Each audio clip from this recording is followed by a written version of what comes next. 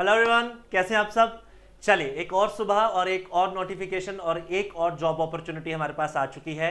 IBPS 2024 के अंदर specialist officers की जो वैकेंसीज हैं वो आ चुकी हैं। उनकी डिटेल को देखते हैं कि इस बार क्या क्या डिमांड हुई है। सबसे पहले मैं आपको जो नंबर ऑफ पोस्ट हैं वो बता देता हूं। आपके पास आईटी ऑफिसर्स के लिए 170 वैकेंसीज रही हैं। एग्रीकल्चर फील्ड ऑफिसर के लिए 346 पोस्टें आपको दिखेंगी। राजभाषा अधिकारी के लिए आपको 25 वैकेंसीज दिखेंगी। लॉ ऑफिसर्स की 125 वैकेंसीज हैं। एचआर पर्सनल ऑफिसर्स 25 है और मार्केटिंग ऑफिसर्स आपको 205 के आसपास दिखाई देंगे। फर्दर नोटिफिकेशन को देखते हैं कि इसके अंदर क्या क्या डिटेल्स दी गई हैं। सबसे पहले आपके पास जो मोड ऑफ रजिस्ट्रेशन है वो ऑनलाइन है। 1 तारीख से विंडो ओपन हो जाएगी और 21 अगस्त तक के फॉर्म भरे जाएंगे। प्रीलिम्स का एग्जाम नवंबर में होगा एंड अक्टूबर लास्ट के अराउंड आपको दिख सकता है, मिड ऑफ अक्टूबर और लास्ट ऑफ अक्टूबर में, जहां पे आपको इसके एडमिट कार्ड्स देखने को मिल सकते हैं। ठीक है जी। रिजल्ट नवंबर दिसंबर में ही है, मेंस दिसंबर में होगा। उसके बाद आपको दिखेगा जो इनका एग्जाम क्लियर होगा उनका इंटरव्यू मोस्ट प्रोबेबली मार्च और फेब के बीच में लिया जाएगा और अप्रैल से ही एज यूजुअल जैसे इसका रहता है वो इसकी ज्वाइनिंग आ जाएगी। ठीक है जी। ये आपके पास कुछ number of vacancies according to the banks जो है वो मैं आपको बता देता हूं। जैसे कि एग्रीकल्चर के अंदर आपको दिखेगा कि ज्यादातर वैकेंसीज जो है वो पंजाब नेशनल बैंक की आपको दिखाई दे रही हैं या फिर आपको दिखाई देंगी यूको बैंक की। तकरीबन बाकी सारे बैंक की इस बार वैकेंसीज कम ही है।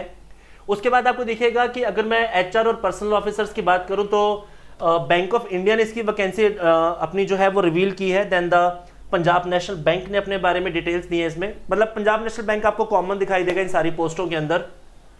Then moving further, Indian Overseas के अंदर आपको वैकेंसीज दिखाई देंगी। पंजाब नेशनल बैंक में आपको वैकेंसीज दिखाई देंगी आईटी ऑफिसर्स की।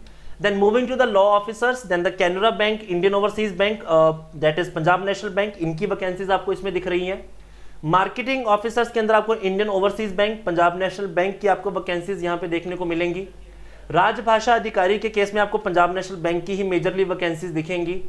एंड तो आप जरा ध्यान से इस वैकेंसी को जब अप्लाई करेंगे तो ध्यान रखिएगा, ज्यादा चांसेस इसमें जो रखी गई है वो पीएनबी बैंक की है ज्यादा वैकेंसीज। एज रिलैक्सेशन की बात करें तो क्लास एससी एसटी के लिए 5 साल का रिलैक्सेशन रहेगा। जो डिसेबिलिटी के लोग हैं उनके लिए 10 साल का है। ओबीसी क्लास के लिए आपके पास 3 साल के लिए है और एक्स सर्विसमैन के लिए जो है वो आपके पास 5 साल के आसपास का आपके एज रिलैक्सेशन रहेगा। आईटी स्केल के लिए 20 से 30 के बीच की एज मांगी गई है, जिसमें जो एजुकेशन क्वालिफिकेशन जो है वो आप डिटेल में चेक कर सकते हैं। इंजीनियरिंग और पोस्ट ग्रेजुएशन इन इंजीनियरिंग आपके पास डिमांड की गई है।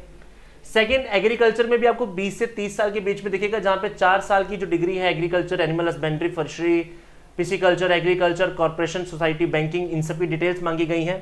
राजभाषा अधिकारी में 20 से 30 साल के बीच की एज डिमांड की गई, जिसमें पोस्ट ग्रेजुएशन डिग्री में Hindi with English as a subject जो आपके ग्रेजुएशन लेवल पे है वो डिमांड किया गया है। ठीक है।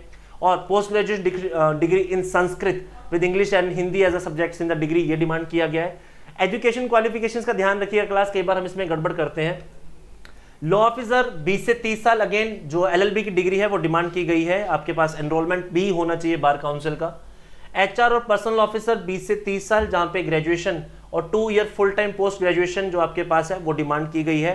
Personal management, industrial relation, HRD और सोशल वर्क लेबर लॉस के अंदर। मार्केटिंग ऑफिसर 20 से 30 साल, जहां पे ग्रेजुएट और 2 साल का जो मार्केटिंग का एक्सपीरियंस है वो डिमांड किया गया है यहाँ पे। तो एक तो ध्यान रखना है कि आप जब पोस्ट अप्लाई करेंगे तो अपनी सिविल हिस्ट्री का ध्यान रखेंगे। अगर आपने आज तक कभी लोन नहीं लिया तो आपका सिविल -1 होता है, उसकी टेंशन मत लेना, वो एडजस्टेबल है, कोई दिक्कत नहीं। बट अगर आपका सिविल खराब है तो आप इस फॉर्म को अप्लाई करने से पहले एक बार ध्यान दीजिएगा, it can cause a trouble to you people. ठीक है जी। फॉर्म की फीस की बात करें तो 175 रुपीज रहेगी आपके पास SC ST OBC और आपके जो लोग फिजिकली हैंडीकैप है, और 850 for the rest of the people यहां पर आपको दिखाई देगी। पेपर का स्ट्रक्चर देखें तो हमारे पास जो लॉ ऑफिसर और राजभाषा अधिकारी है उनका पेपर का पैटर्न होगा इंग्लिश, रीजनिंग और general awareness with reference to the industrial banking. ये 3 सेक्शन हमारे पास रहेंगे। 50-50-50 क्वेश्चन हैं, जिसका टोटल मार्किंग 125 नंबर का रहेगा। 2 घंटे का पेपर है। इसके बाद अगर मैं आईटी ऑफिसर, एग्रीकल्चर और एचआर की बात करूं तो आपको दिखेगा इंग्लिश, रीजनिंग और क्वांटिटेटिव एप्टीट्यूड, जो आमतौर पर हमारा पेपर का पैटर्न रहता है बैंकिंग का, वही है। अगेन क्वेश्चन ऑफ नंबर्स 150 और मार्क्स रहेंगे 125। 2 घंटे का पेपर होगा। उसके बाद अगर मैं मार्केटिंग ऑफिसर की बात करूं तो आपको दिखेगा एक प्रोफेशनल नॉलेज टेस्ट होगा 60 मार्क्स का, जो कि 45 मिनट्स के अंदर होगा। राजभाषा अधिकारी के लिए जो मेंस का एग्जाम है, मेंस के एग्जाम्स के लिए आपको दिखेगा राजभाषा के अंदर प्रोफेशनल नॉलेज के 45 क्वेश्चंस और डिस्क्रिप्टिव आपके पास जो हैं 2 क्वेश्चन होंगे। 60 नंबर का ये टेस्ट होगा, तकरीबन 1 घंटे का। तो आपको करना क्या है, आप जब इसको अप्लाई करेंगे ऑनलाइन, देन आप इसकी फीस जो है वो पे करेंगे और अपनी प्रिपरेशन आप स्टार्ट करेंगे। जुड़िए ज्ञानम के साथ, so that we can prepare well for your examinations. Till then, all the best yourself.